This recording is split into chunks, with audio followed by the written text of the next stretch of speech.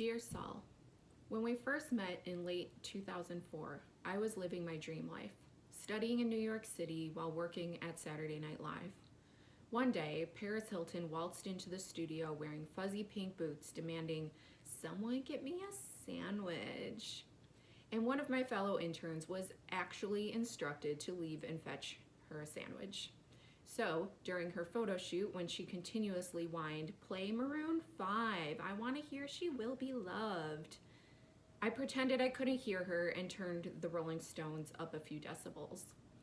That night, while riding a taxi back to my dorm, Come Sail Away With Me was playing on the radio, and as I stared out the window, I thought of us standing in your tiny studio apartment on the Upper West Side, when not so long ago you pointed at a framed family portrait on the wall and said, "Everyone here, except me, my brother, and my younger sister, was killed by the Nazis."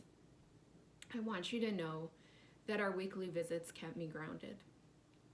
Dear Saul, while sitting in your tiny apartment, we often talked about books. You referred to your bookshelf as unusual because it contained works written in Polish, Hebrew, Yiddish, English, and Russian, and you retold stories by your favorite author, Peretz, while I tried to choke down the instant coffee out of politeness. You handed me Souls on Fire by Elie Wiesel and said, "I trust you can take good care of this." It was then you glanced at my open bag on the floor. "I see you're reading something there. What book is that?" My heart stopped a few seconds. Of all books to be in my bag while visiting a Holocaust survivor, I handed it to you, and I swear I saw your eyes glisten as you read the title aloud, Back Door to Eugenics.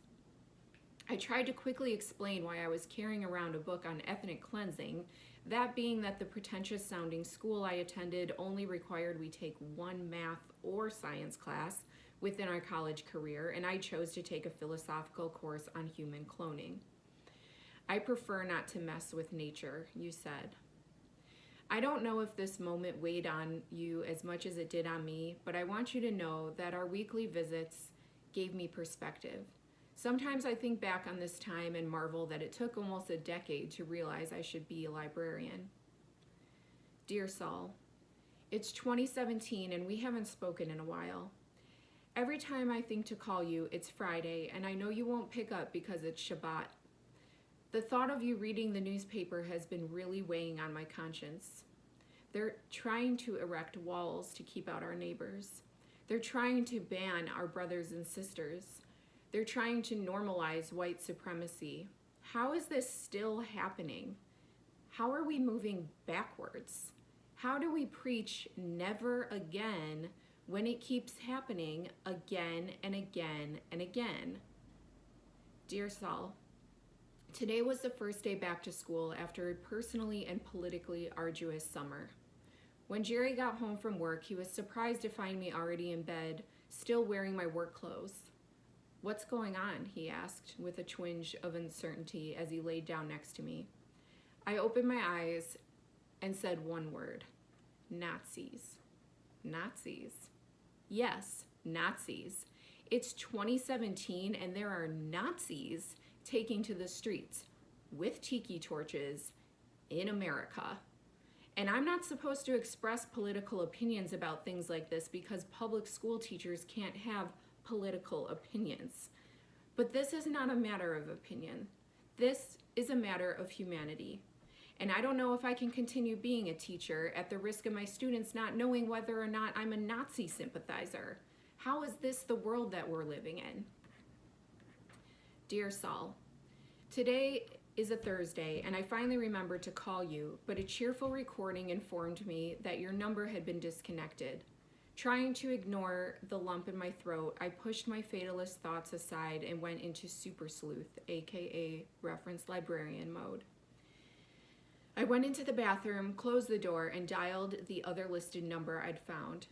After a few rings, someone answered, but it wasn't your familiar quizzical hello. I asked if I had reached Saul's number, and the man said, "Why do you ask?" I said, "My name is Elise," and explained how you and I had met when I was in college. "Elise, I have all the postcards you sent Saul." At this point, I was optimistically waiting for him to pass the phone along to you. Instead, he continued, I have some bad news for you. Saul passed away about a year and a quarter ago. At first, I almost laughed because I've never heard anyone besides my dad describe time so precisely. Then the weight of what he said sunk in.